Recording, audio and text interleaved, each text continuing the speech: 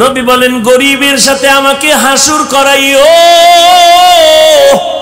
ও গরিব, ধনীদের বাড়ি দেখা আফসোস করিস না, টাকা দেখে পাগল হইয়া কষ্ট পাইস না রে গরিব।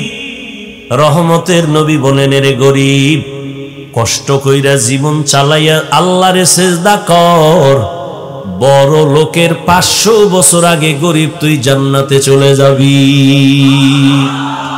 আতিনা ফি দারে দুনিয়া না হাসান, আতিনা ফি দারে উকবানা হাসান, ইয়া গিয়াসাল মুস্তাগীসিন ইহদিনা লিফতিখারা বিল উলুমে ওয়াল গিনা। যুবক, তোর পায়ে হাত রেখে বলছি হাসিস না। আমি হাসার কথা বলি নাই, আমি যা বলছি যদি লজ্জা থাকতো কান্না করতি যে আমি এত খারাপ কেন হইলাম। আমার আল্লাহ রাতটা দিছেন মানুষের আরামের জন্য, শরীরের মহা ঔষধ হলো রাতের ঘুম। এই হুজুর গো, কথা তো কানে ঢুকাবি না, যা বাসায় যায় গুগলে সার্চ দিবি। হাফিজ ভাই যে বলল রাতের ঘুম শরীরের ঔষধ, হুজুরের কথা মানতে চাই না, গুগলে সার্চ দিয়ে দেখ রাতের ঘুম শরীরের কেমন ঔষধ। চিকিৎসা বিজ্ঞানীরা সব ডিটেলস ওখানে দিয়ে দিছে গবেষণা। রাতের ঘুম যে ঘুম ঔষধ, সারা রাতের ঘুম না। সন্ধ্যা রাতের ঘুম শরীরের ক্ষতি, শেষ রাতের ঘুম শরীরের ক্ষতি, মধ্যরাতের ঘুম হলো শরীরের মহা ঔষধ। 10টা থেকে রাত্র 2টা পর্যন্ত ঘুমাবি, শরীরের একটা মহা ঔষধ। একটা মানুষ যদি টাইম মতো না ঘুমায়, তার কথার ব্যালেন্স থাকে না, চলাফেরার ব্যালেন্স থাকে না। এই রাতের ঘুম শরীরের মহা তোমার ঔষধ। আল্লাহর দেয়া নেয়ামতের ঘুমটারে যারা নষ্ট করে সারা রাত কবিরা গুনাহ করে মোবাইলের দ্বারা কাটাও, তোর মরার আগেই বিছানায় পুরা কানবি, চোখের পানি মোছার কোনো আপন কাউকে পাবি না। এখনো তুই টের পাও না তোর যে পার্স গুলো দিন দিন নষ্ট হইতেছে, তোর খবর নাই। ডাক্তারের কাছে গিয়া একটু পরীক্ষা নে, আই হসপিটালে গিয়া দেখ 1 বছর আগের চোখের পাওয়ার এখন খানিকটা মাইনাস হয়ে গেছে। একটু পরীক্ষা করে দেখ, মাথা ব্যথা আগের তুলনায় বেড়ে গেছে, বুকে ব্যথা বেড়ে গেছে। ও আল্লাহর গোলাম, তোমার কিডনির উপরে এফেক্ট হচ্ছে। এই মোবাইলের দ্বারা আজ তোমার জীবন ধ্বংস, তোমার যৌবন ধ্বংস। এমন একটা সময় আসবে, সময় মতো পার্স গুলো কাজ করবে না, কান্না করে এ পার্স আর ফেরত পাবি না। নকল কান লাগাবি, কাজ হবে না। নকল একজনের কিডনি লাগাবি, আসল কিডনির ফায়দা দিবে না। নকল চক্ষু লাগাবি, আসল চোখের ফায়দা দিবে না। আল্লাহর দেওয়া পার্স গুলো নিজে হাতে মোবাইল লইয়া নিজে নিজে সব পার্স গুলো নষ্ট করতেছো। কার্টুন দেখতে দেখতে এখন নিজের চেহারাটা নষ্ট হয়ে গেছে। আমি যুবকের যদি বলি বাবা 40 বছর পর্যন্ত একটা যুবকের চেহারার উজ্জ্বলতা নষ্ট হবে না, এটা আল্লাহ নিজে ওইভাবে সিস্টেম করে বানাইছেন। কোনো মেডিসিন লাগবে না, কোনো পাউডার ক্রিম লাগবে না। 40 বছর চেহারাটা উজ্জ্বল থাকবে, দেখলে মায়া লাগবে।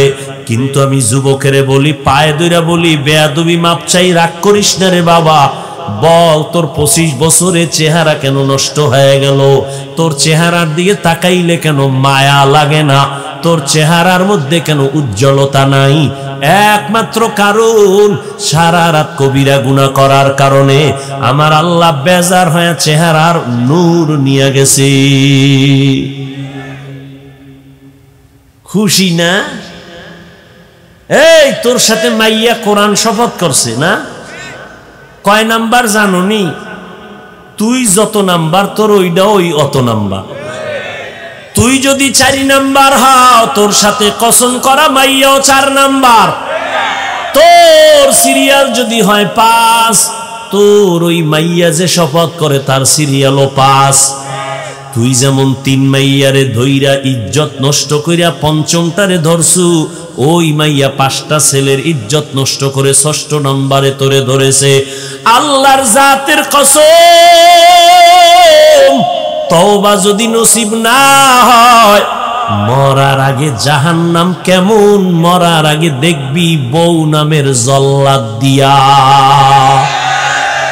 মরার আগে টের পাবি জাহান্নামটা কেমন ভয়ঙ্কর। ও যুবক, ভালো করে বুঝো, কয়দিন আর বাহাদুরি করো মা? তোমার মতোই তো যুবক জীবনে মাদ্রাসায় পড়ে নাই। সত্য কথার সাক্ষী দিও, জবান বন্ধ রাখিও না। আজকে তোমাকে বয়ান করতেছি, তোমার মতো যুবক জীবনে মাদ্রাসায় পড়ে নাই, স্কুল কলেজে পড়িয়া বলো 5 বেলার নামাজ পড়ে, সত্য কথাটা স্বীকার করো, আছে না নাই? আমি তোমার পায়ে হাত রেখে বিনয়ের সাথে বলি, তুমি একটু তোমার বিবেকটাকে প্রশ্ন করো, তুমি কেন নামাজ পড়তে পারো না? রাস্তায় গাড়ি চালায় কত যুবক, আজান হয়েছে গাড়ি বন্ধ করে মসজিদে গিয়া নামাজে দাঁড়ায় গেল। বলো বাবা, তুমি কেন নামাজ পড়তে পারো না? তোমার মতো যুবক তাকায় দেখো, নদীর মধ্যে মাছ ধরে নৌকায় বসে নামাজ পড়ে নাই, ছাড়ে না। মনে মনে জিজ্ঞাসা করো, তুমি কেন পারো না? তোমার মতো যুবক ব্যবসা করে, চাকরি করে, 5 বেলার নামাজ পড়ে, তুমি কেন পারো না? জমিনের মধ্যে কৃষি কাজ করে, নামাজ ছাড়ে না, তুমি কেন পারো না রে বাবা? আল্লাহর কোরআনটা কি আসলে মিথ্যা মনে করছো? যদি বলো হ্যাঁ, তো একটা ভুল আমারে বাইর করিয়া দেখায়, এখন আমি দাড়ি কেটে ফেলবো। আল্লাহর কসম, এখন যদি আল্লাহর কোরআনে একটা ভুল দেখাইতে পারো, আমি এখন প্যান্ট শার্ট টাই লাগায় আর দাড়ি কাইটা রাস্তায় নাচ গানে নেমে যাব, কোরআন শরীফ গুলো জ্বালায় দিব, আল্লাহর বিরুদ্ধে কথা বলবো। তুই কেন 1500 বছর পর্যন্ত তোর থেকে হাজার হাজার কোটি গুণ পণ্ডিতেরাও অপচেষ্টা কম করে নাই?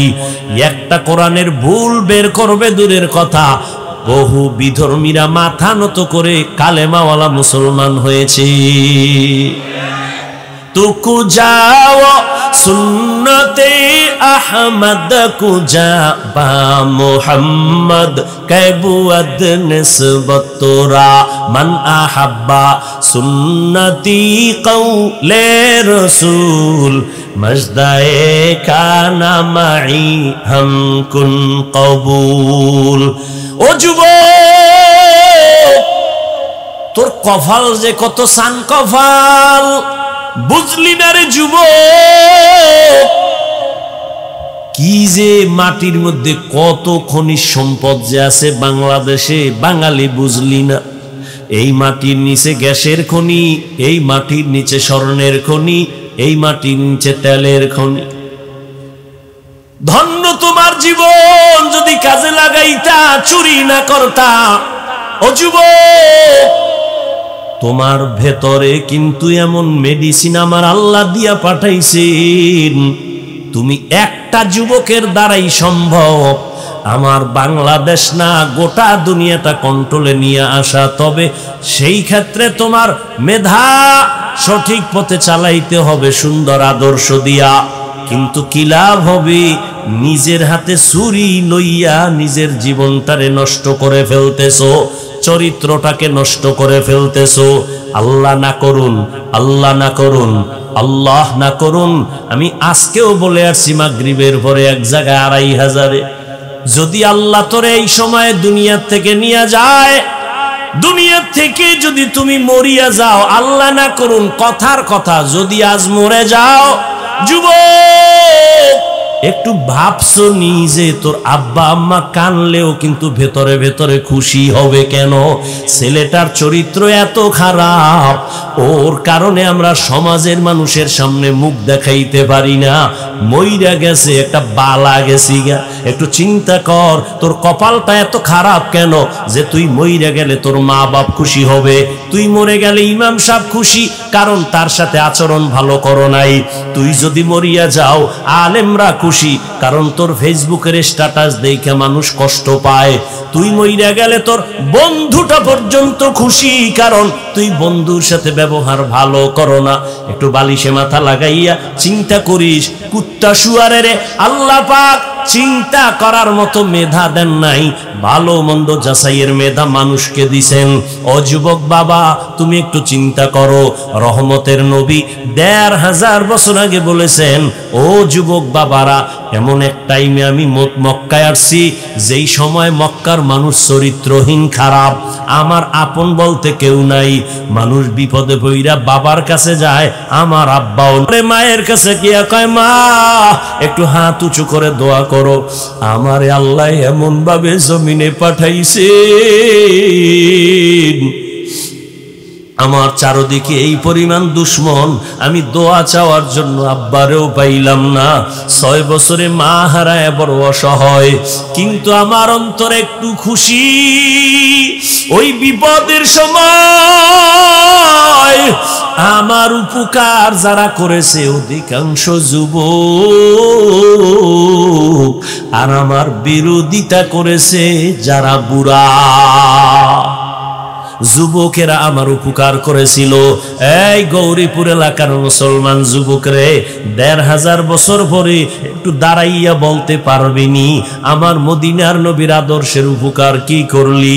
একটা মানুষ দাড়ি রাখছে, যদি খুশি হয়ে বলতে, যুবক ভাই তুমি দাড়ি রাখছো নি? কয় হ্যাঁ, ধন্যবাদ তোমারে, দোয়া করিও আমিও যেন রাখতে পারি। তাহলে নবী খুশি হইতেন, আল্লাহ খুশি হইতেন।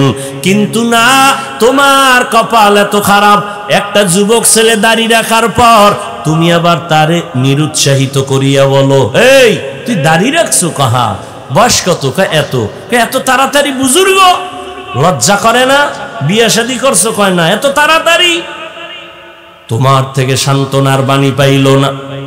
অথচ নবী বলেন, যুবক আমার উপকার করেছে, বুড়ারা আমার বিরোধিতা করেছে।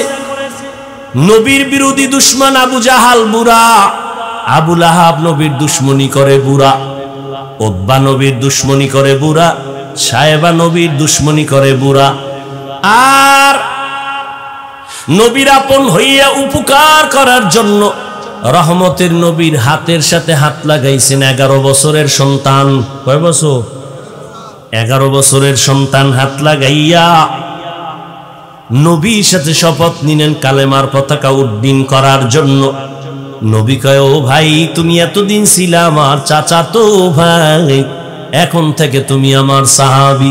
হযরতে আলী 11 বছরের মধ্যে নবীর হাতে হাত লাগাইয়া দিলেন। 11 বছর মদিনার নবী বলেন, এতদিন ছিল আলী আমার চাচতো ভাই, এখন কি হইছে? সাহাবী। কিছুদিন পরে কি হবেন? কি হবেন? জামাতা। নবী খুশি হইয়া, যুবক আমার কাছে আসছে, নবীর প্রাণ ঠান্ডা হয়ে গেছে। আলী তো আলী, নবী এমন একটা চোখের পাওয়ার দিয়া দিছেন কলবের ভেতরে। আলী 900 মনের ওজন, এমন একটা কামুজ দুর্গের কপাটা এক হাতে উঠায়। আলীর আল্লাহ এমন পাওয়ার দিছেন, মদিনার নবী অন্তর ভইরা দোয়া করেন, আনা দারুল হিকমা ওয়া আলিয়ুন বাবুহা, আমি মুহাম্মদ হলাম ইলম ও হিকমতের ঘর, আর এই ইলমের ঘরের দরওয়াজা আমার আলী। আল্লাহর নবীর দোয়ার কারণে আল্লাহ পাক আলীকে এত পরিমাণ জ্ঞানের ভান্ডার দিলেন। ওমরের খেলাফত চলতেছি, ওমরে ফারুক তো আর একটা বাঘ, চেয়ারের মধ্যে খেলাফতের মসনদে বসা, হঠাৎ সামনে পাশে আলীও আছেন। হঠাৎ একজন মহিলা আদালতে হাজির। মহিলা দায়িত্বহীন ভাষায় চিল্লায় বলে, খলিফাতুল মুসলিমিন, আমি অপরাধী, বিচারের জন্য আসছি, আমার বিচার করেন, আমি অন্যায় স্বীকার করলাম। কি অন্যায় করেছো? মহিলা বলে, আমি জিনা করেছি। জিনা করি একটা অবৈধ বাচ্চা আমার পেটে নিয়ে দাঁড়াইছি, বিচার করেন। কার সামনে? আরে কথা কন না গেল, ওমরের সামনে। ওমর তো কথার আগে তরবারি, জল্লাদ তরবারি ডালা। কেন? কয় দেখছুনি নিজের অপরাধ নিজে স্বীকার করছে। কেন? কয় ও জাহান্নামের আযাবের ভয় পায়। ও আল্লাহর বান্দি বলে, আমি দুনিয়ার শাস্তি মাথা পেতে নিব, কিন্তু পরকালে আল্লাহর আযাব নিতে পারবো না। ও পর্দার আড়ালের আম্মা জানেরা, একটু মাইকের আওয়াজ কানে লাগায় শুনেন। এতক্ষণ আপনাদের সন্তানদের যেই পরিমাণ বয়ান আমি শুনাইলাম রে মা, এই সন্তানগুলোকে যদি আমার কথা বাস্তবায়ন করার জন্য চেষ্টা করা হয়, আম্মা জান আপনাদের অবদান ছাড়া সম্ভব হবে না। এই দুনিয়ায় যত ভালো সন্তান একমাত্র মায়ের অবদানের কারণে। এজন্যই তো মা আপনাদের এত মর্যাদা আল্লাহ বাড়াইছেন নবীর মাধ্যমে। কিয়ামত পর্যন্ত কোন লাইনে আলাদাভাবে নারীর মর্যাদা বাড়ানোর কোনো রাস্তাই নাই। দুনিয়ার কোন বেঈমান যদি বলে আমরা আলাদা নারীর সম্মান দিব, খোদার কসম নারীর সম্মান হবে না, চালাকি করলে হবে নারীরা অপমান। নারীর সম্মান কোন কোন লাইনে দরকার আমার আল্লাহ দিয়ে দিছেন একবারে কিয়ামত পর্যন্ত। নবীদের মা বানাইছেন নারীদেরকে। আম্মা জানদের বেলায় বলবনি দিয়ে একটা কথা, এরে আম্মা জান আপনাদের জীবনটা তো ধন্য, আপনারা নবীদের মায়ের মতো মা, সাহাবায়ে কেরামের মায়ের মতো দামি মা। আপনারা এই যে স্টেজের মধ্যে হাফেজে কোরআনদের বাগড়ি দেওয়া হলো, একটু চিন্তা করেন ওর মা কত খুশি, ওর বাবা কত খুশি, কলিজাটা ভরে গেছে। দোয়া করি তবে ভয়ও আছে, যেমন খুশি তেমন ভয়। যদি আমার এই ছাত্র বাবারা আল্লাহর কোরআন বুকে নিয়ে গুনায় লিপ্ত হইয়া যায়, আমার আল্লাহ বরদাস্ত করতে পারবেন না। ভালো ছাত্র সামান্য অন্যায় করলে আল্লাহ তারে ধইরা ফালায়, শিক্ষক তারে ধরে ফেলে। আল্লাহর কোরআন যার সিনায় লাগাইছে, নিচে ভিতরে 30 পারা ঢুকানো, ওই বান্দা আল্লাহর কাছে এত প্রিয়, সামান্য গুনাহ করলে আমার মাওলা সইতে পারে না। আল্লাহ ঠাস করে একটা হোঁচট খাওয়ায়া দেয়, দুনিয়া থেকে চলে যায়।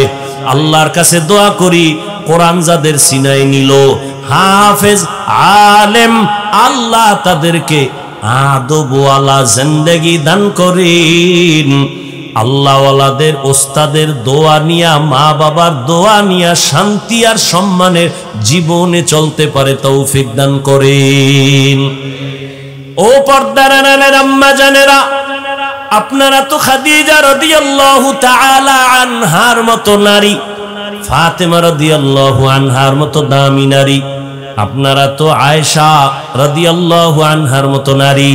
এরে আম্মা জান আপনারা তো ইসমাঈল নবীর মা হাজেরা আলাইহা সালামের মতো নারী, আপনারা তো ঈসা নবীর মা মারইয়াম আলাইহা সালামের মতো নারী। আপনারা তো কেমন দামি। ওই বেঈমান ফেরাউন নিজেরে খোদা দাবি করেছিল, একটু জানা থাকলে বলবেন ওই বেঈমানের ঘরে তার স্ত্রী কে ছিল? আসিয়া কত দামি নারী। রহমতের নবী বলেন কিয়ামতের ময়দানে জান্নাতের মধ্যে আসিয়ার সাথে আমি মুহাম্মদের বিবাহ হয়ে যাবে। ও মা, আপনার স্বামী তো ফেরাউনের মতো খারাপ না রে মা। আপনি যদি একটু নামাজ আদায় করতেন আর হাত উঁচু করে দোয়া করতেন, আপনার স্বামী যাই হোক না কেন আপনার জন্য হলেও তো একটু কষ্ট করে বাইরে গিয়া। কত স্বামী সকালের নাস্তারও চিন্তা নাই, দুপুরে খানাও খাইতে পারে না, যত কামাই করে গাধার মতো কষ্ট করে, নিজের জন্য কিছু করে না, স্ত্রীর জন্য আর সন্তানের জন্য করে। নিজে খাইলো না না খাইলো চিন্তা নাই, স্ত্রী খাইলো কিনা, সন্তান খাইলো কিনা পেরেশান। ঈদের বাজারে স্ত্রীর জন্য জামা কাপড় কিনে, সন্তানের জন্য কিনে, কিন্তু নিজের জন্য টেনশন নেই। যত স্বামী কাজ করে কষ্ট করে সব হলো পরিবারের জন্য। আল্লাহর নবী সান্ত্বনা দিয়া কয়, ও স্বামী তুমি যে কষ্ট কইরা তোমার স্ত্রী সন্তানের পেছনে তো টাকা ব্যয় করো, মনটারে এত ঘাবড়াইও না, শান্তির জীবন নাও, খুশির সংবাদ নাও। তুমি মাদ্রাসা মসজিদে যদি এই টাকাগুলো দান করতা, যা সওয়াব পাইতা, তোমার স্ত্রী সন্তানের পিছনে ব্যয় করিয়া তার থেকে বেশি সওয়াব পেয়ে যাইবা। ও পর্দার আড়ালের আম্মা জান, ঘরে আসার পরে যদি স্বামীকে সালাম দিয়া বরণ করে একটু বুঝাইতেন, ও স্বামী আমার আব্বা জানের ঘর ছাড়িয়া মায়ের কোলের মায়া বাদ দিয়ে আমি আপনার ঘরে চলে আসছি, না খাইয়াও দিন কাটাইতে রাজি, খাইলে পাবো না খাইলে পাবো তার কোনো চিন্তা নাই। তবে আপনার কাছে আমার একটা দাবি, আমরা ঘরের মধ্যে বাচ্চা নিয়ে যে থাকি, আপনার কাছে অনুরোধ, কোনোদিন হারাম টাকা ঘরে নিবেন না, ঢুকাবেন না। হারাম টাকা দিয়া আমাদের সন্তানের পবিত্র রক্ত নাপাক করব না, না খাইয়া কষ্ট করব, তারপরেও না হারাম খাইয়া আমাদের রক্ত নাপাক করব না। ও আম্মা জান, আপনি যদি এইভাবে হাসি মুখে স্বামীটাকে বুঝাইতেন, ঘরের মধ্যে কোনো স্বামী হারাম ঢুকাইতে পারত না। হালালের মধ্যে বরকত দেখতেন, আপনার সন্তান মা বাবার বাধ্য হতো। যেই মা বাবায় সন্তানের হারাম খাওয়ায়, মক্কা মদিনার ইমাম দিয়াও দোয়া করাইলে ওই সন্তান কোনোদিন মা বাবার খেদমত করবে না। এজন্য হালাল খাওয়াবেন। ও আম্মা জান, আপনার সন্তানটাকেও যদি ছোট থেকে কোরআন পড়াইয়া ডাক্তার বানাইতেন, আপনি মরিয়া গেল সন্তান ডাক্তার হইয়াও কোরআন পড়ে দোয়া করতে ভুলতো না। আপনার সন্তানটারে যদি বুঝাইতেন, বাবা আমি তোর মা, সবাই তো মাকে সম্মান করে, ও বাবা তোর কাছে আমার দাবি, তুই কামাই রুজি কইরা আমারে খাওয়াবি চাই না, আমি চাই তোর প্রশংসা যেন মানুষ করে, দোয়া করে। আলেম ওলামার দোয়া নিবি, মুরব্বি পাইলে সালাম দিবি, দোয়া নিবি। আম্মা জান, সন্তানগুলোকে যদি এইভাবে বুঝাইতেন, আপনার সন্তান কোনোদিন মা বাবার সাথে বেয়াদবি করত না, আলেম দেখলে সালাম দিত, বরদোয়া নিত না, ওস্তাদের সাথে বেয়াদবি করত না, দোয়া নিয়ে চলতো। আপনার কপাল খুলতো, সন্তানের জীবনটা উজ্জ্বল হয়ে যাইত। ও আমার মা বোনেরা, আপনাদের মতো কত মা এখনো আছে, নামাজ পড়ে, পর্দা করে, স্বামীর মালের খেয়ালত করে না। ও বোনেরা, আপনাদের মতো কত বোন আছে, লেখাপড়া করে, নামাজ পড়ে, মোবাইলে সময় নষ্ট করে না, চরিত্র নষ্ট করে না। একটা মানুষের অমূল্য ধন চরিত্র, চরিত্র নষ্ট হয়ে গেলে মানুষটার কোনো মূল্য থাকে না। এ আল্লাহর বান্দারা, এখনো যদি যারা এই গুনায় লিপ্ত, চরিত্র নষ্ট, তওবার দরজা খোলা। আল্লাহর ইবাদতের জন্য এখনো সময় দিতে পারো না রে যুবক। ইবাদত বড় দামি একটা সম্পদ। আমার নবীকে আমার আল্লাহ মেরাজের বেলায় আব্দ শব্দ বলে ইশারা করলেন।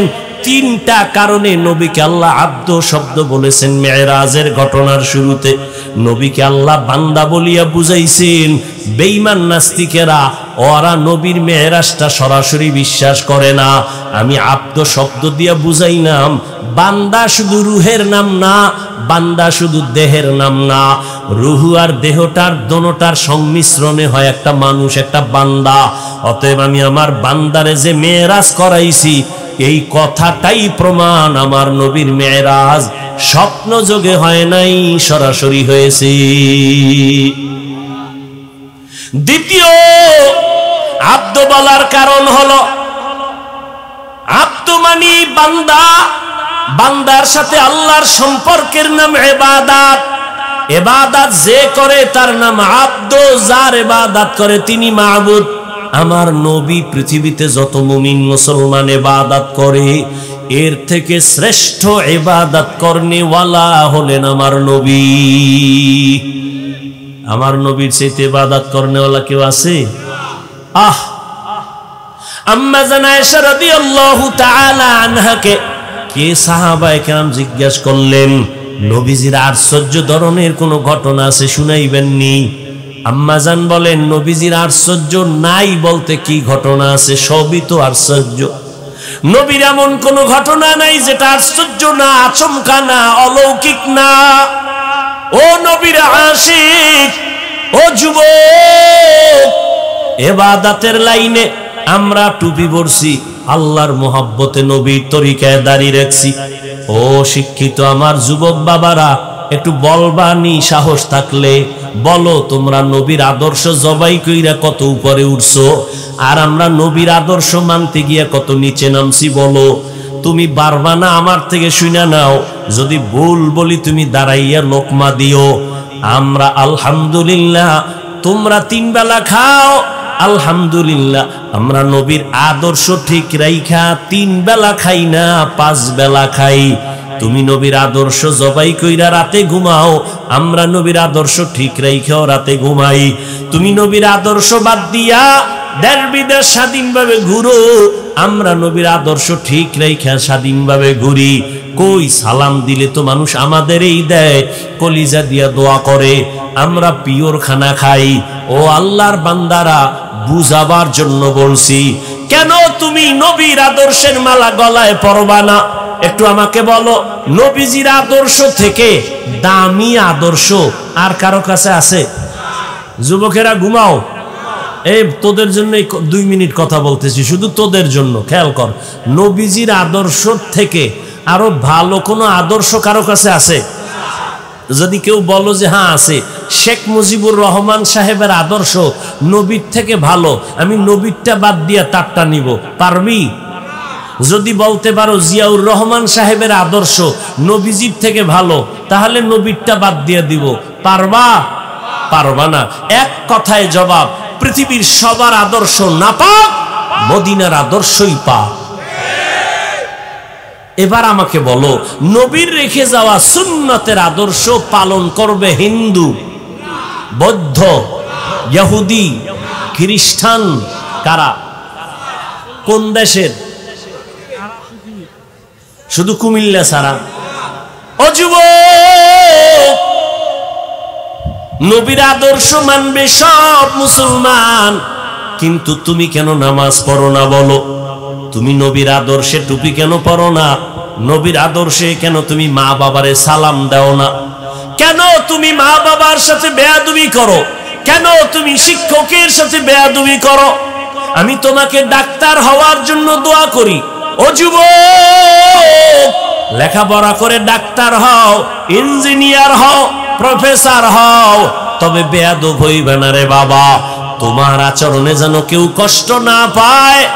যেই সফলতার আদর্শবান ডাক্তার যদি হতে চাও, দোয়া লাগবে, দোয়া। দোয়া ছাড়া সম্ভব না। এলেমের মাস্তানিতে এই চেয়ারে বসে বয়ান করা যায় না, দোয়া আছে, দোয়া মা বাবার দোয়া। দ্বিতীয় দোয়ার পুঁজি শিক্ষকের দোয়া।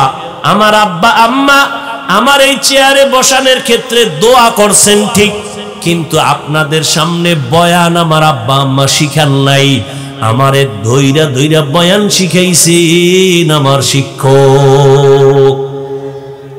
অতএব আমার দোয়ার বড় সফলতার প্রথম পুঁজি আব্বা আম্মার দোয়া। যুবক, ভালো করে মনে রাখিস, তোমার জীবনের সফলতার দোয়া দ্বিতীয় শিক্ষকের দোয়া, তৃতীয় মুরব্বী উলামায়ে কেরামের দোয়া। ও যুবক, তাদের বরদোয়া নিবা না। যেমন তাদের দোয়া সফলতা, তাদের বরদোয়াও কিন্তু একটা আগুন। শিক্ষকের বরদোয়া একটা আগুন, উলামায়ে কেরামের বরদোয়া আগুন। অতএব বাবা, দোয়া নাও, মা বাবার জীবনটা সফল হবে। শিক্ষকের দোয়া নিও। যদি দোয়া নিতে নাও পারো, পাও দুইটা ধইরা বলি, যদি বলো হাফিজ ভাই নিচে নাইমা পাও ধরো, বল আমি লাফ দিয়া নিচে আসি, আমি পায়ে ধইরা শেষ বেলায় একটা কথা তোমাদের বলে যাই, যুবক বাবা, সফলতার জীবন যদি চাও, মা বাবার দোয়া নাও। দোয়া নিতে যদি নাও পারো, পায়ে ধরে বলছি, কখনো বরদোয়া নিও না, শিক্ষকের দোয়া নিও। যদি দোয়া নিতে নাও পারো, পায়ে হাত রেখে বলছি, বরদোয়া নিবা না। খবরদার, উলামায়ে কেরামের দোয়া নিও। যদি না পারো, বরদোয়া নিও না। বলবা লাভ কি হবে বরদোয়া নিলে?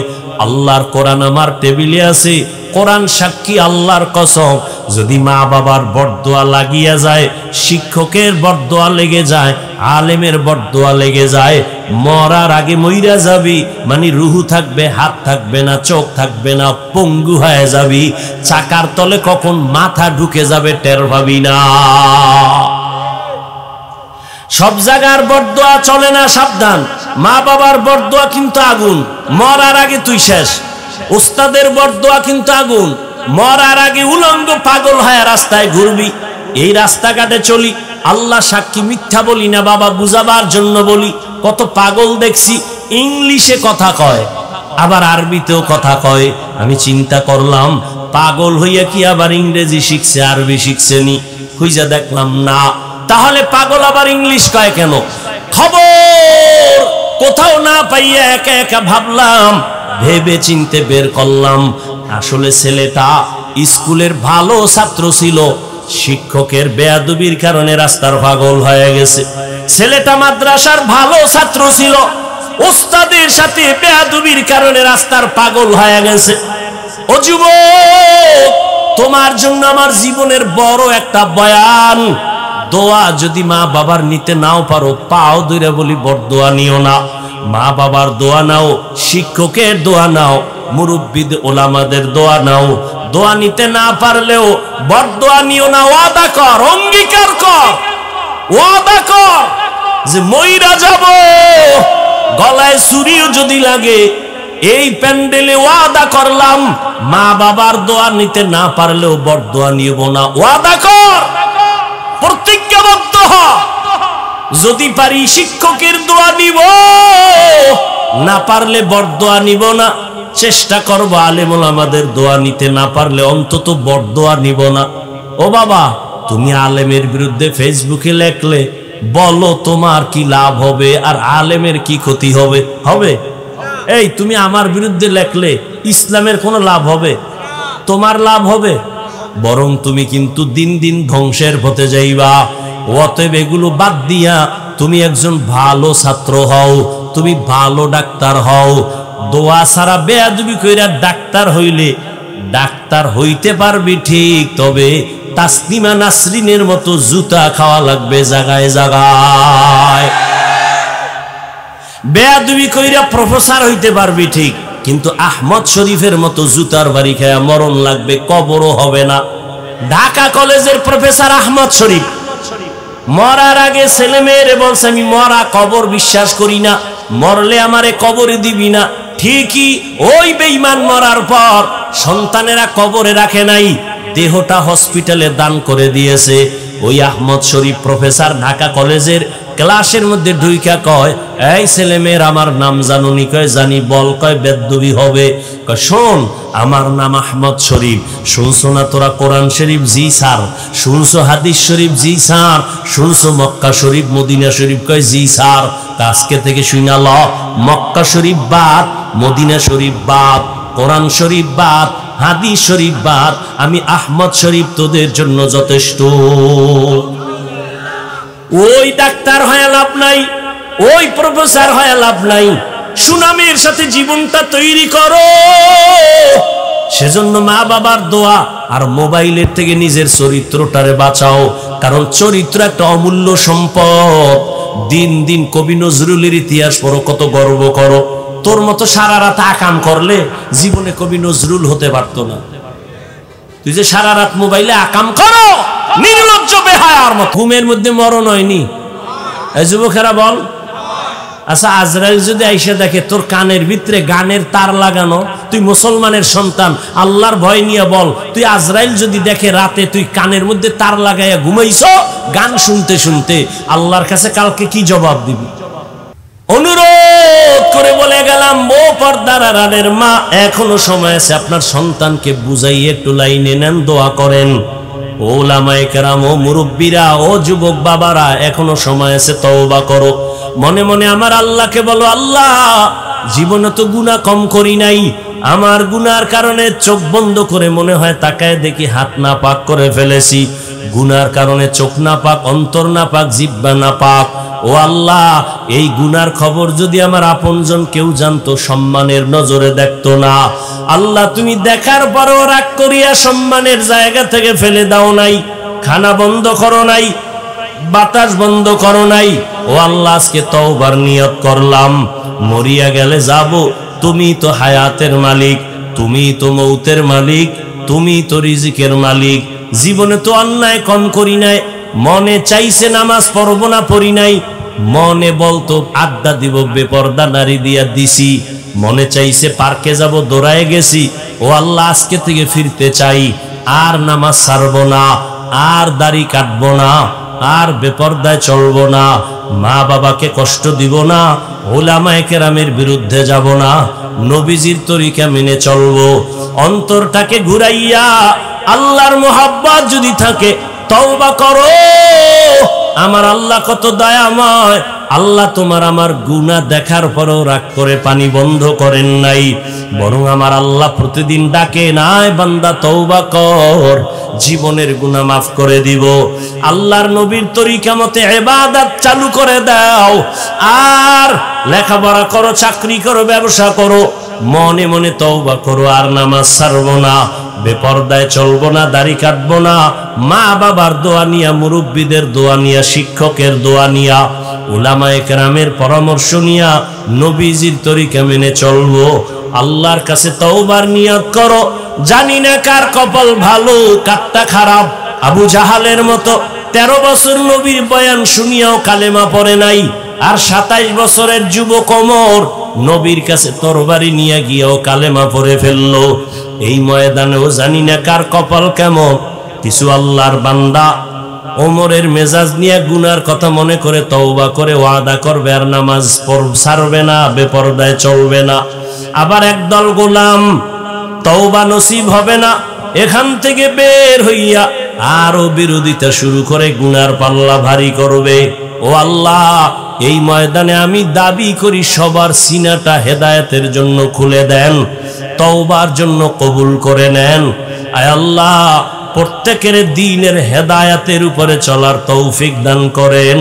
আলহামদুলিল্লাহি রাব্বিল আলামিন, ওয়াসসালাতু ওয়াসসালামু আলা সাইয়্যিদিল আমবিয়াই ওয়াল মুরসালিন ওয়া আলা আলিহি ওয়া আসহাবিহি আজমাইন। ইয়া আরহামার রাহিমিন, ইয়া আরহামার রাহিমিন, ইয়া আরহামার রাহিমিন। রব্বিরহামহুমা কামা রব্বায়ানি সগীরা। আল্লাহুম্মা ইন্নাকা আফুউন কারীম, তুহিব্বুল আফওয়া ফা'ফু আন্না। আল্লাহুম্মা ইন্না নাসআলুকা রিযাকা ওয়াল জান্নাহ ওয়া নাউযু বিকা মিন সাখাতিকা ওয়ান নার। আয় আল্লাহ, আমরা গুনার বোঝা নিয়ে হাত তুলেছি। কত উলামায়ে কেরাম, মুরব্বী, হাজী সাহেব, ব্যবসায়ী, চাকরিজীবী, ছাত্র, যুবক ভাই, পর্দার আড়ালে মা বোনেরা, আপনি সবাইকে মাফ করে দেন, তওবাওয়ালা জিন্দেগি দান করেন, গুনাহের প্রতি ঘৃণা জমায়ে দেন, নেক আমলের আগ্রহ বাড়ায় দেন। আয় আল্লাহ, এ মাহফিল কবুল করে নেন, মাদ্রাসা কবুল করে নেন, আসাতেজায়ে কেরাম, তালিবুল ইলমদের কবুল করে নেন। আয় আল্লাহ, মুহিব্বিন, মুতাআল্লিকিন, সহযোগিতাকারীদের কবুল করে নেন। সারা দুনিয়ায় শান্তি দান করেন, মুসলমানের ঈমান আমল হেফাজত করেন। আয় আল্লাহ, প্রবাসে যারা ব্যবসা চাকরি করে হেফাজত করেন, বাংলাদেশ শান্তির দেশ বানায় দেন। আয় আল্লাহ, জালেমদের জুলুম থেকে হেফাজত করেন। আয় আল্লাহ, নবীজির সুন্নাতওয়ালা জিন্দেগি দান করেন, নবীজির রওজায় গিয়া সালাম দেওয়ার তৌফিক দান করেন, বাইতুল্লাহর গিলাফ ধরে লাব্বাইক বলার তৌফিক দান করেন। আয় আল্লাহ, মা বোনদের আবেদা পর্দানিশী বানায় দেন, সন্তানগুলো নেককার বানায় দেন। আয় আল্লাহ, প্রত্যেকটা যুবকের দিনের খাদেম বানায় দেন। মোবাইলের গুনাহের থেকে হেফাজত করেন, মোবাইলের গুনাহের থেকে হেফাজত করেন, মোবাইলের গুনাহের থেকে হেফাজত করেন। আয় আল্লাহ, আমাদের সবাইকে নামাজি, কোরআন পড়নেওয়ালা বানায় দেন। কামা ফাদ্দালা মাকানান আলা মাকান ওয়া ইনসানান আলা ইনসান। ونشهد أن لا إله إلا الله وحده لا شريك له، لا ضد له ولا ند له ولا مثل له. ونشهد أن سيدنا وسندنا وحبيبنا وحبيب ربنا وطبيبنا وطبيب قلوبنا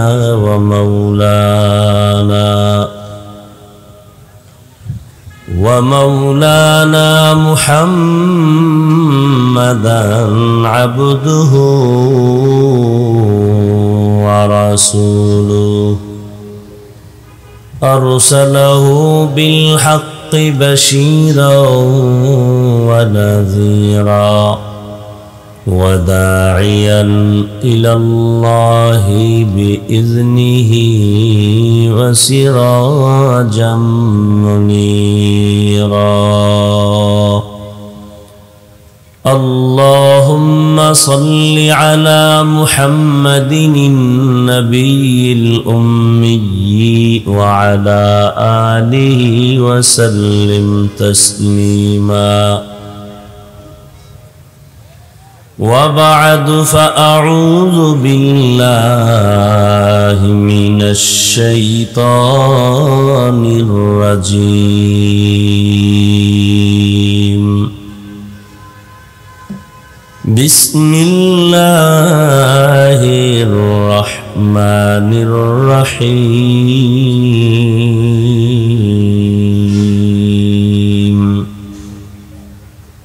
وما خلقت الجن والإنس إلا ليعبدون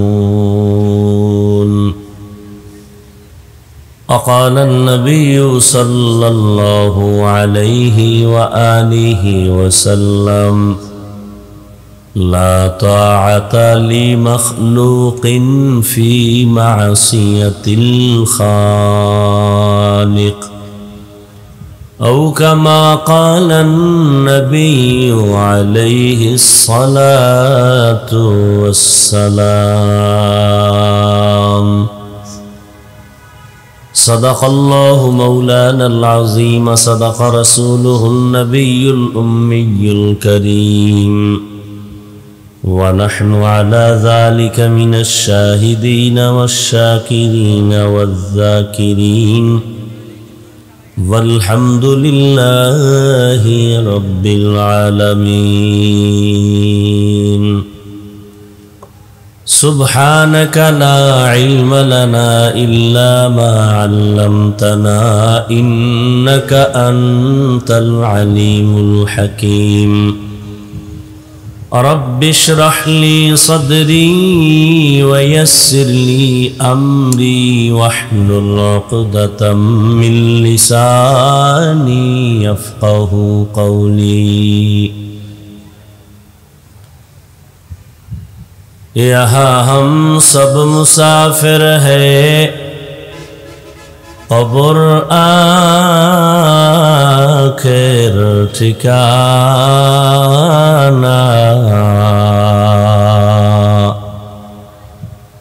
कोई आगे रवाना है कोई पीछे रवाना कोई आगे रवाना है कोई पीछे रवाना हकीकत खुल जाएगी बवक़्त इम्तिहान तेरे हकीकत खुल जाएगी बवक़्त इम्तिहान तेरे कि सुस्ती में या मेहनत में गुजारी जिंदगी तूने कि सुस्ती में या मेहनत में गुजारी जिंदगी तूने मुहम्मद ने आकर कुफर को मिटाया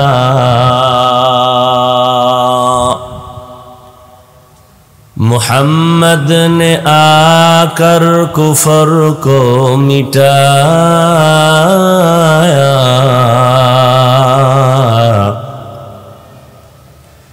कुफर को मिटा कर सदाकत बताया कुफ्र को मिटा कर सदाकत बताया ला इलाहा इल्लल्लाह ला इलाहा इल्लल्लाह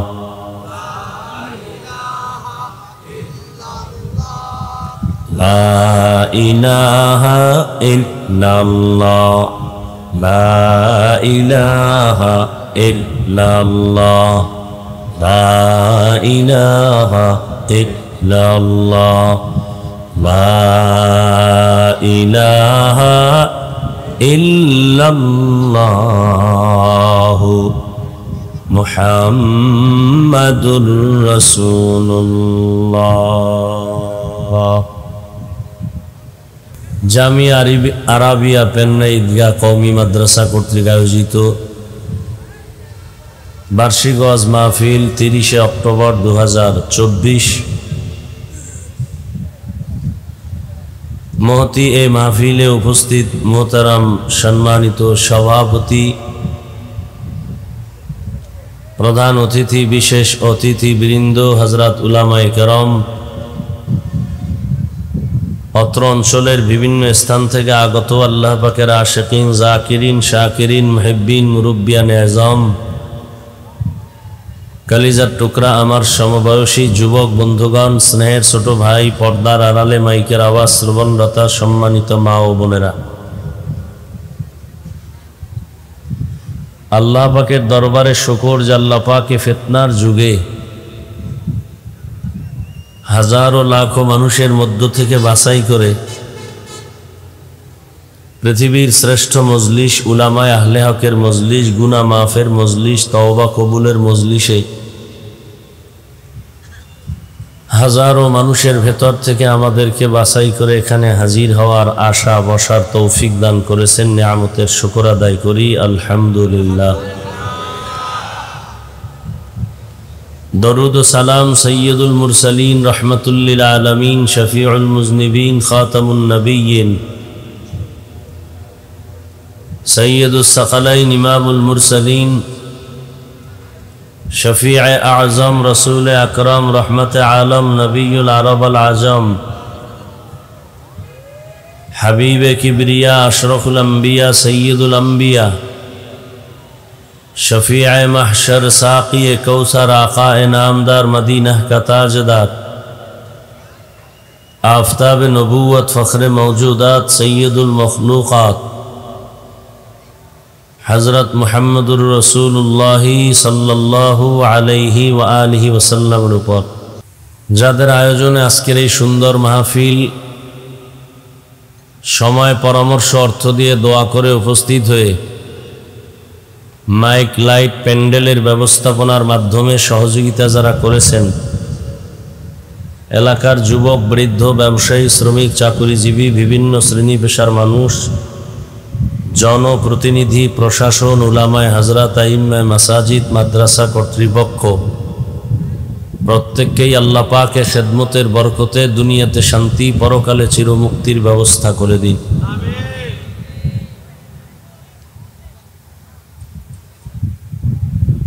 হযরত উলামায়ে কেরাম দীর্ঘ সময় কোরআন সুন্নাহর আলোকে আলোচনা রেখেছেন, সবরের সাথে আপনারা শ্রবণ করেছেন। উলামায়ে কেরামের কথাগুলো সহি তরিকায় সবাইকে আমল করার তৌফিক দান করেন।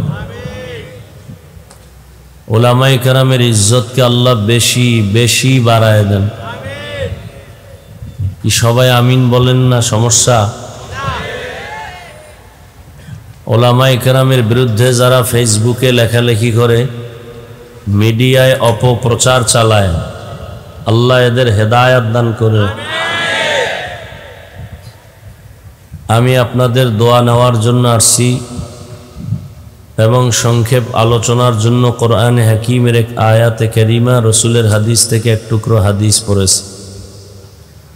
ইখলাস ও রুহানিয়তের সমন্বয়ে, সহি নিয়তে, সহি তরিকায়, সহি কিছু কথা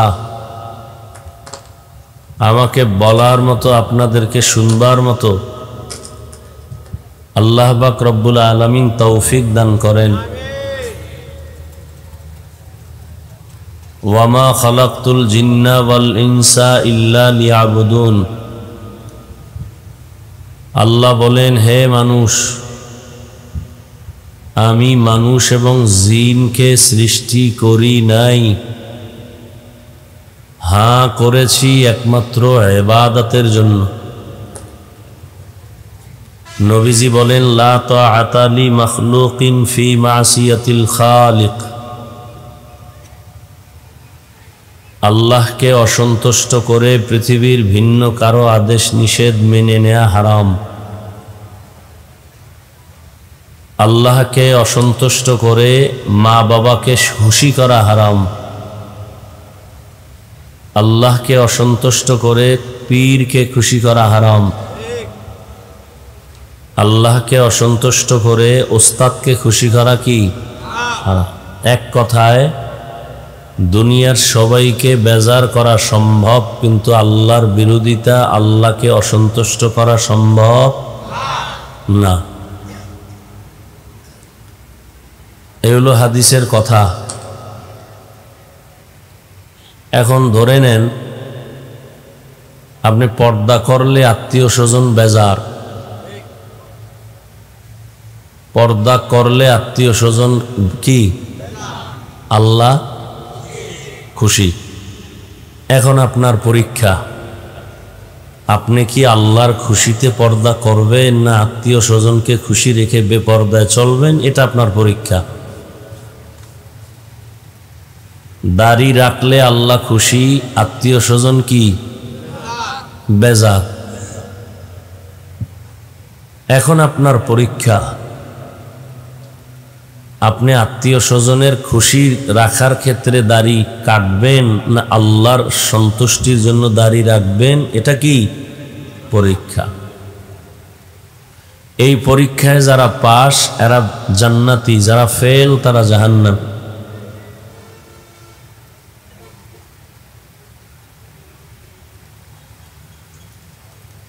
আল্লাহ আমাদেরকে ঈমানের পরীক্ষায় পাশ করার তৌফিক দান করেন।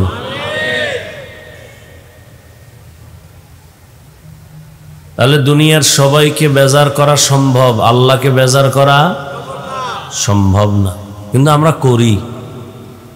দুনিয়ার সবাইরে খুশি রাখতে গিয়ে আল্লাহর বিরুদ্ধেই বেশি করি। দুনিয়ার কেউ যেন বেজার না হয়, আল্লাহ হয়ে যাক হোক। এই কারণেই তো সব অশান্তি। সবাই ইসলাম চায়, ভোটের আগের রাত্রে টাকা পাইয়া কেবলা ঘুরাইয়া দেয়। এই হলো আমাদের ইসলাম চাওয়ার বাস্তবতা। চিল্লান কে এতক্ষণ? তো কথা বুঝেন।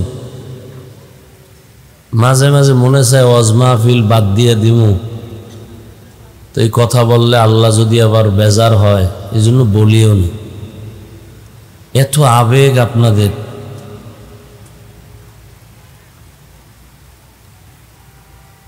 এখন মোনাজাত দিয়া বাসায় যাওয়ার পালা, কারণ আমাদের ওয়াজও ইবাদত, নামাজও ইবাদত। কোনো ইবাদত করতে গিয়ে ভিন্ন কোনো আমলের ক্ষতি করা যাবে না। এজন্য খুব সংক্ষেপ দু চারটা কথা বলব। ওয়াজ হেদায়েতের গ্যারান্টি না, যে 2 ঘন্টা বয়ান করলে সব হেদায়েত পাবে, এর গ্যারান্টি আছে কি? আপনাদের ধারণা কি আছে? নাই। স্বয়ং নবীজি বয়ান করতেছেন, কত পিওর বয়ান। সেই বয়ান শুনলো এবং নবীকে দেখলো, যে নবীকে এক নজর দেখলে জাহান্নামের আগুন হারাম, যে নবীজির চেহারা মোবারক এক নজর দেখলে পেটের ক্ষুধা নিবারণ হয়ে যায়, সেই নবীজিকে মন ভরে 13টা বছর দেখলো, বয়ান শুনলো, এরপরও কপালে হেদায়াত আসলো না, কালেমা পড়লো না। আপনাদের জানা মতে বলেন তো সে কে? আবু জাহাল। অন্যদিকে এক যুবক 27 বছর বয়স, কত বছর? তরবারি হাতে নিয়ে দৌড়ায় নবীকে জবাই করবে। কাছে গিয়া নবীজির এক নজর দেখে বলে, নবী আপনি আমার কল্লা কেটে দেন আর কালেমার রশি গলায় লাগায়া। এরপরে 27 বছরের যুবক নবীকে জবাই করতে গিয়া কালেমা পড়ে ফেলল, আর 13 বছর নবীরে দেখলো, এরপরও কালেমা পড়ল না। এই হলো ইমানের হালাত আর পরীক্ষা। এর নাম কপাল। ঘরে আগুন লাগছে, নতুন ভাবে ঘর করা যাবে, কপাল পুড়ে গেলে নতুন কপাল আর পাওয়া যায় না। কপাল পুড়ে কেন? মা বাবার সাথে বেয়াদবির কারণে। কপাল পুড়ে শিক্ষকের সাথে বেয়াদবির কারণে। কপাল পুড়ে ওলামায়ে কেরাম মুরব্বীদের সাথে বেয়াদবি করার কারণে। এদের দ্বারা যেমন কপাল পুড়ে, আবার লাইন মতো চললে কপাল খুলে। আল্লাহ আপনাদের নিয়ে আসছেন, কেউ জোর করে এখানে আসতে পারেন নাই। অনেকে আসতে চেয়েছিল, পারে নাই। এখানে আসতেও কপাল লাগে, এখানে বসতেও কপাল লাগে, দোয়া করে গুনাহ মাফ করাইয়া তওবা করে যাইতেও কপাল লাগে। এখানে সবাই বসতে পারবে না। টাকা তো অনেকেরই আছে, মক্কা তো ইচ্ছা করলে মাসে 2 বার যেতে পারে, যুগ যুগ হয়ে গেছে যেতেই পারে না। টাকার অভাব নাই, বাইতুল্লাহ যাইতে টাকা লাগে না, কপাল লাগে। কি লাগে? এই মেয়ে জবান খুলেন, কি লাগে? দুনিয়ার ভাবসাব যা প্যান্ডেলের বাইরে, এখানে কোনো ভাব নাই। এখানে নিজেরে যত ছোট মনে করতে পারেন, কপাল খুলবে। এটা ভাবের প্যান্ডেল না, এটা কান্নার প্যান্ডেল, তওবা করার প্যান্ডেল, গুনাহ মাফ হওয়ার প্যান্ডেল। অতএব কোনো ভাব দেখাইলে কপাল পুড়ে যান। আল্লাহ সবাইকে হেদায়াত দান করে।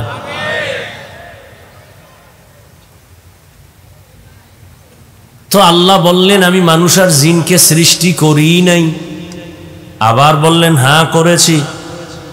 ডাইরেক্ট বললেই তো হইতো, আমি জিন আর মানুষকে সৃষ্টি করেছি ইবাদতের জন্য। প্রথমে করি নাই নেতিবাচক শব্দ দিয়া, পরে আবার ইতিবাচক দিলেন। কারণ কি? এর সংক্ষেপ কারণ হলো, মানুষের জেহেনকে আল্লাহ পাক খালি করে একটা কথাই ঢুকাইলেন, এ মানুষ তোমাকে সৃষ্টি করা হয় নাই। কথা, আমি মানুষ তো? হ্যাঁ, খেয়াল করো, তোমাকে হয়েছে মৃত্যু পর্যন্ত, দুনিয়াতে আসা থেকে মরণ পর্যন্ত একটা কাজ তোমার, আর কোনো কাজ নেই। খাওন দাওনের কাজ তোমার না, ঘুমের কাজ তোমার না, চলার কাজ তোমার না। তোমার জীবনে কাজ একটা, ইবাদত। তোমার জীবনে কাজ কয়টা? কি? ইবাদত। মানে ইবাদত মানে কি, এবং ইবাদত করব কেন, ইবাদত কিভাবে করব? ইবাদত আল্লাহর হুকুমকে নবীর তরিকায় পালন করার নাম ইবাদত। কেন করব? আল্লাহর মোলাকাতের জন্য, জান্নাত পাওয়ার আশায়। কিভাবে ইবাদত করব? মন গড়া না, জীবনে যা করব সব নবীর তরিকায়। মানে ইবাদত মানে কি? রাতের বেলা যায় নামাজে কাটানো, দিনের বেলা রোজা রাখা, তসবিহ টানা না। একটু আগেই বলছি, জীবনে যা করবে মুমিন, দুনিয়াতে আসা থেকে মরণ পর্যন্ত যা করবে সব ইবাদত। খানা খাবেন ইবাদত, ঘুমাবেন ইবাদত, হাসবেন ইবাদত, কান্না করবেন ইবাদত, বাথরুমে যাবেন ইবাদত, সব ইবাদত। মন গড়া না। কার তরিকায়? একমাত্র নবীর তরিকা। নবীজির তরিকায় খানা খাবেন ইবাদত, নবীর তরিকায় বাথরুমে যাবেন ইবাদত, নবীর তরিকায় কাউকে মোহাব্বত করবেন ইবাদত, নবীর তরিকায় কাউকে দুশ্মন মনে করবেন ইবাদত। মানুষের জীবনে যা করবে সব ইবাদত। আল্লাহর সন্তুষ্টির জন্য নবীর তরিকায় করলে ইবাদত। কেন করব ইবাদত?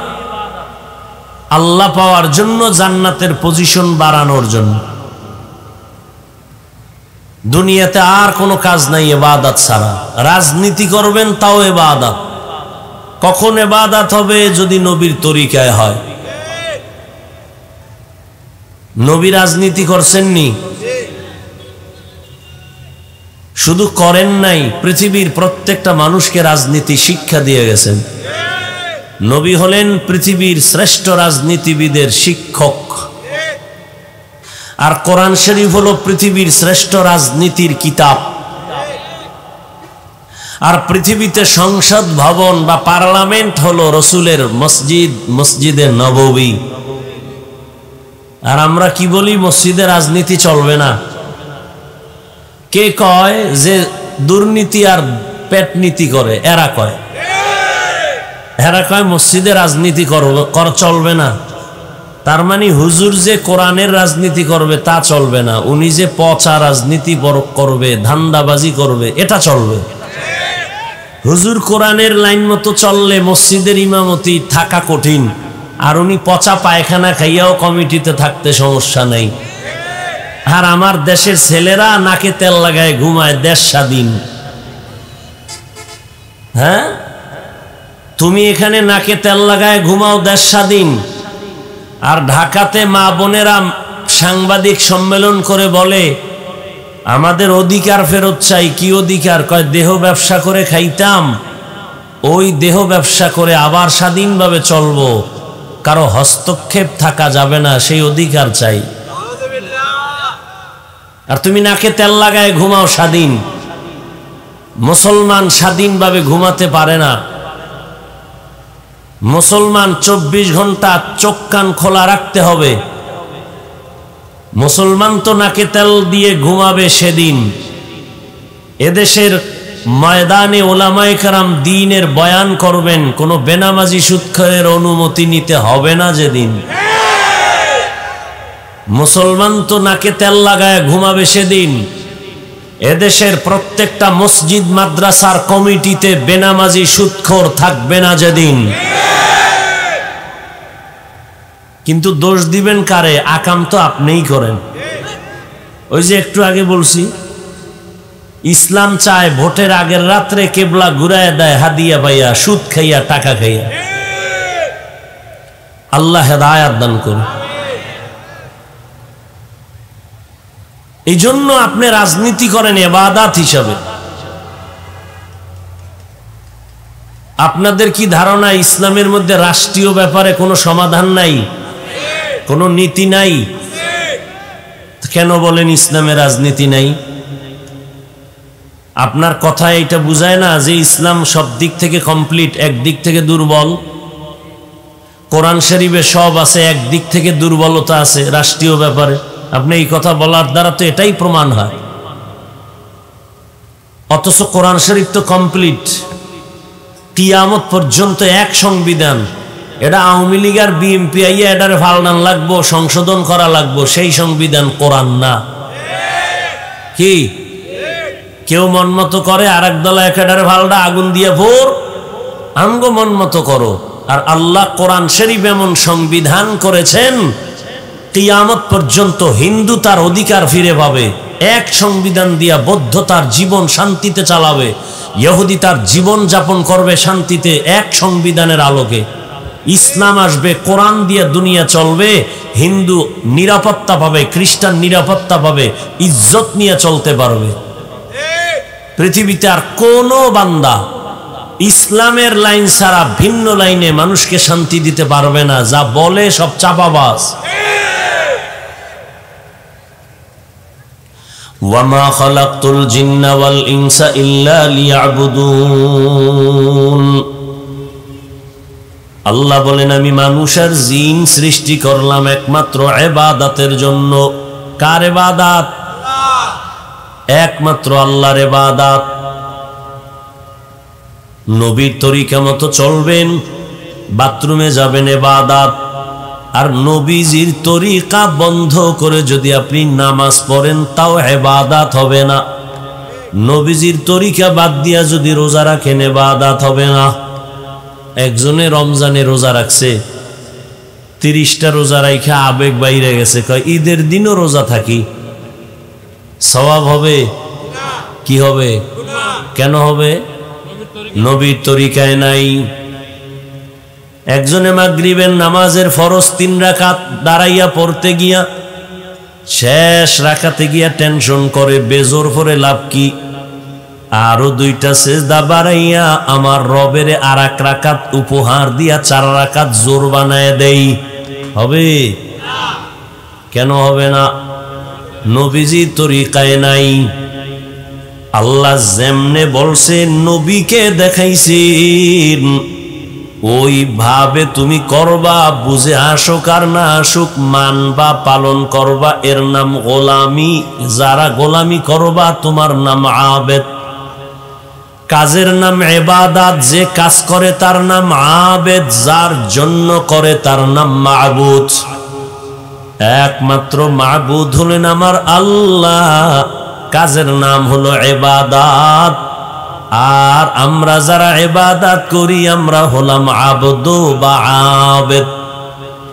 বান্দার সাথে আল্লাহর গভীর সম্পর্ক একমাত্র ইবাদতের সূত্র ধরে। এই জন্য কোরআন শরীফে আমার আল্লাহ অনেক নবীর নাম নিছেন, রহমতের নবীর নাম আল্লাহ কখনো নেন নাই। নূহ নবীরে আল্লাহ ডাকছেন ইয়া নূহ, মূসা নবীরে ডাকছেন ইয়া মূসা, ইব্রাহিম নবীরে ডাকছেন ওয়ানাদাইনাহু ইয়া ইব্রাহিম, দাউদ নবীরে ডাকছেন ইয়া দাউদ, ঈসা নবীকে আল্লাহ ডাকছেন ইয়া ঈসা ইবনে মারইয়াম। এই উঠা বসা করলে মোনাজাত দিয়ে দু, এনে মস্কারা করতে আসি না, তামাশা করতে আসি নাই। আমাদের প্রত্যেকটা সেকেন্ডের মূল্য আছে।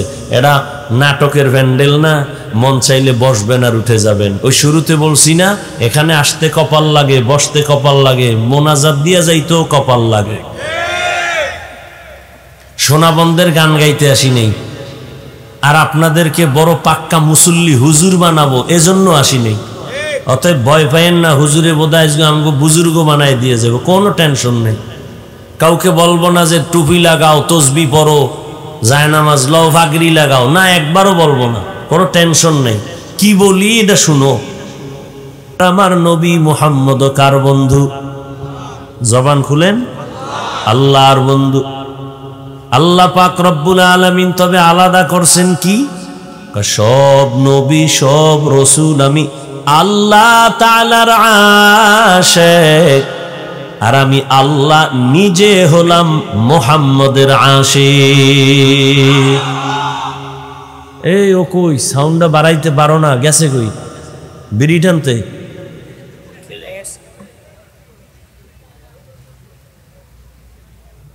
মানুষের বডির জন্য আসল জিনিস রুহু।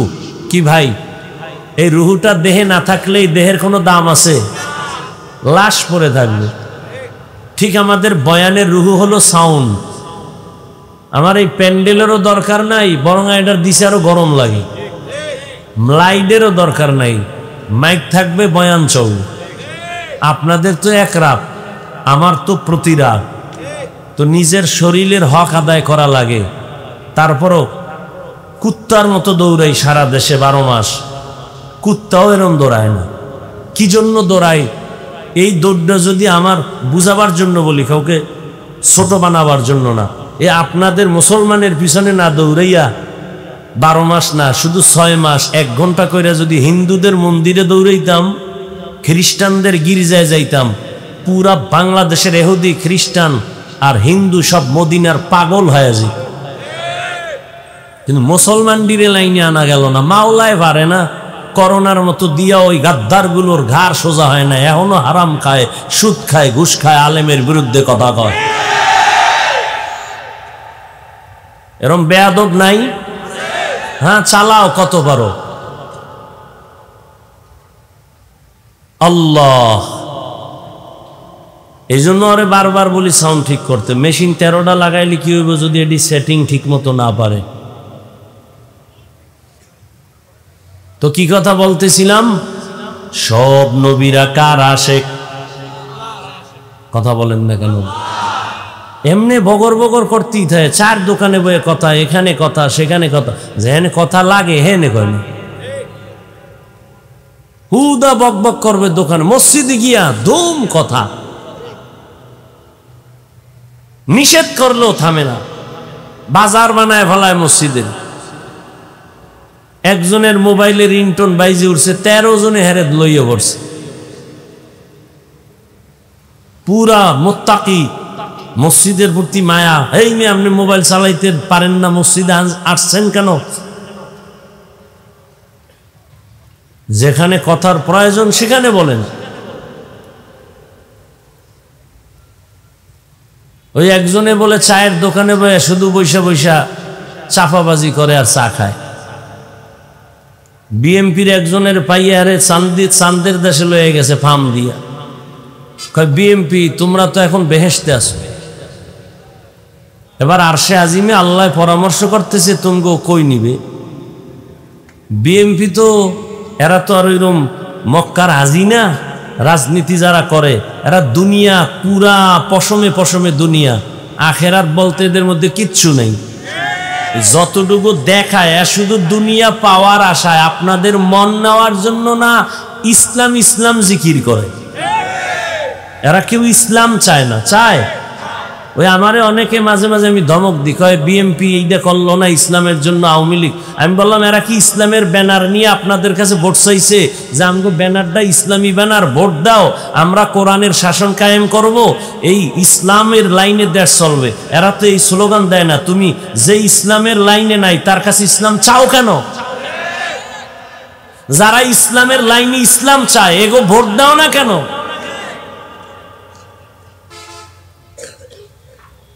বর্তমানে আমগো হুজুরদের মধ্যে আলেম চেয়ারম্যান আছে না বাংলাদেশে? আসেনি? খবর লও তো, সারা বাংলাদেশের চেয়ারম্যান এক পালায় উঠাও, আর আমগো ওলামায়ে কেরাম যারা চেয়ারম্যানই করে এদেরকে খবর লও। আল্লাহর জাত ও সিফাতের কসম, আল্লাহর দিন ইসলাম আর কোরআন দিয়েই এ জাতিকে শান্তি দেয়া সম্ভব, অন্যথায় নয়।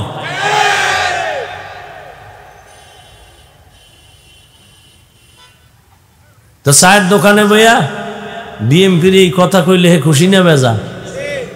ও মিশা কইছে তো হে খুশি।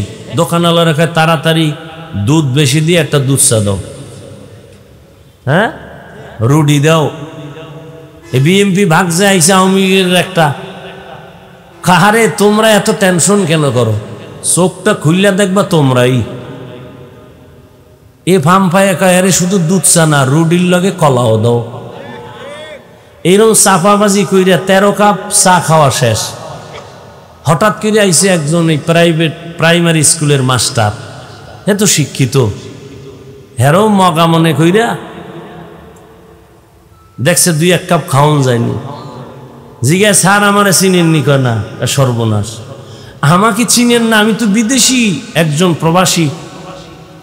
আমি সৌদি আরব 3 বছর, কাতারে 2 বছর, সিঙ্গাপুরে ছিলাম 4 বছর।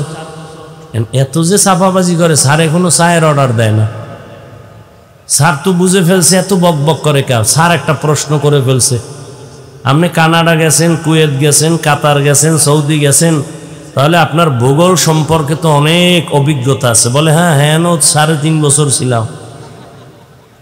স্যার এবার বুঝলেন যে এটা আসলে কথার পাগল না, এটা চাপাবাজ। চাপাবাজি করে করে করে করে মানুষের থেকে ধান্দা করে। এ দুনিয়ায় সবগুলোই চাপাবাজি করে দুনিয়া পাওয়ার জন্য। এই জন্য আমি সেদিন ঢাকায় বলেছি, ও যুবকেরা, আল্লাহর কসম করে বলি, তোমরা এই জীবনে যত আপন পাইছো সব স্বার্থপর। তোমাদের জীবন নিরেট, তোমাদের জীবনের আপন বন্ধু হলো একমাত্র উলামায়ে কেরাম। এছাড়া তোমাদের আপন কেউ নেই। দেখো না, এত গালি দাও, এত বিরোধিতা করো, এরপরও আলেম দোয়াই করে, কখনো বড় দোয়া করে না। দেখলে হাসি মুখে সালাম দেয়, বাবা কেমন আছো। এই ব্যবহার তোমাকে কেউ দিবে না। আর তুমি যে যাদের পিছনে দৌড়াও, স্বার্থে আঘাত লাগলে দল থেকে শুধু নাম কাটে না, কল্লা কেটে দেয়। আল্লাহ সব ভাইকে হেদায়াত দান করেন।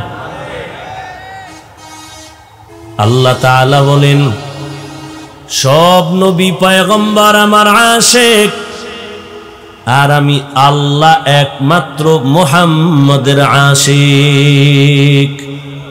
ব্যবধান আছে না নাই? বন্ধু শব্দের অনেক শব্দ আছে আরবিতে।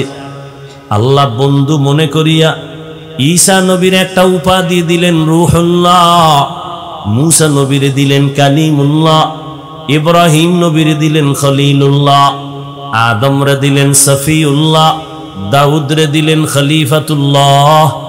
এইভাবে সবাইরে দিয়া আল্লাহ হাবিবুল্লাহ রাখলেন তার আপন বন্ধু মুহাম্মদের জন্য। আল্লাহ কোরআনে কোন নবীর নাম নিছেন, কিন্তু আপনার আমার নবীর নাম নেন নাই, বরং নবীরে ডাকছেন ফাঁকে ফাঁকে, তেমন নাম ধরে ডাকেন নাই। এমন দামি দামি শব্দ বলেছেন যেই শব্দটার ব্যাখ্যা ছাড়া কখনো সুযোগ নাই বুঝার মতো।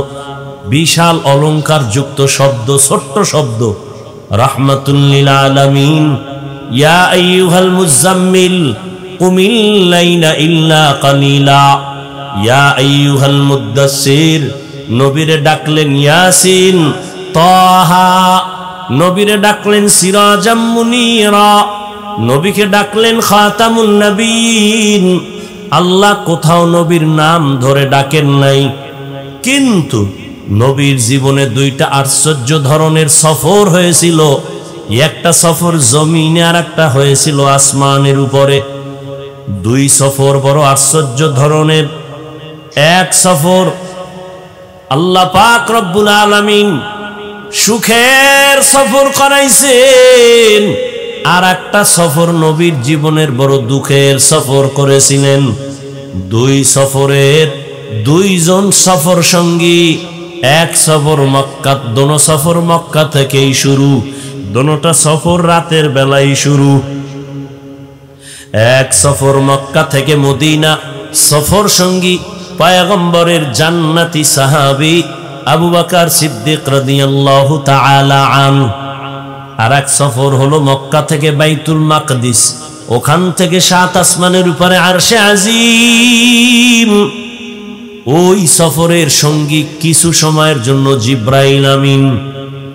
আল্লাহ পাক এই যে দুইটা সফর করাইছেন, একটা হলো মক্কা থেকে মদিনায় হিজরত, এর থেকে আরো আশ্চর্য ধরনের সফর হলো আসমান ভ্রমণ করা।